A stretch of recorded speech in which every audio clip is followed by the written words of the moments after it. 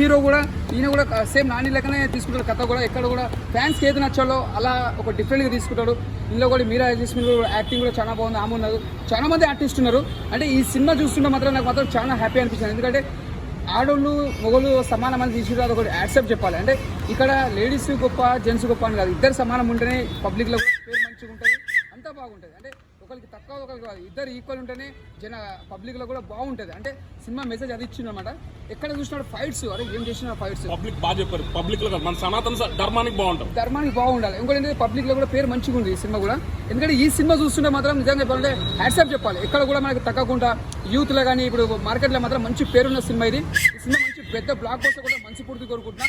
Swag and cinema వచ్చిన ఇది చిన్న సినిమా అయినా పెద్ద సినిమా లెక్క. ఇంకోటి 5 క్యారెక్టర్లు చేసిండు హీరో గారు. ఒక్కొక్క క్యారెక్టర్ ఒక రాజుల క్యారెక్టర్ చేసిండు, ప్రతి ఒక్క క్యారెక్టర్ ఇది ఒక డిఫరెంట్ చేసిండు. అంటే ఏ క్యారెక్టర్ కూడా పోల్చకుండా ఒక డిఫరెంట్ చేసిండు. ఆ క్యారెక్టర్ చెప్పాలంటే ముందుగా రాజు గెటప్ వేసిండు, మనకు ప్రభాసన కనిపించిన ఆ గెటప్లో మాత్రం మన ఒక ప్రభాసన బాహుబలిలో ఎలా చూపించారో ఆ ఫైట్స్ కానీ అవన్నీ ఒక డిఫరెంట్గా ఒక క్యారెక్టర్ బాగా చూపించింది. అలా ప్రభాసం చూపించారు. ఒక క్యారెక్టర్ నాని క్యారెక్టర్ నాని లెక్క చూపించారు. అంటే ఏ సీన్ చూసినా కూడా మనం ఒక డిఫరెంట్గా చూస్తాం మన హీరో గారి. ముందుగా చెప్పాలంటే ఆల్ ఆఫ్ యూ టీమ్కి సక్సెస్ఫుల్.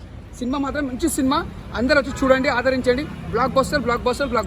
అన్న సౌత్ సినిమా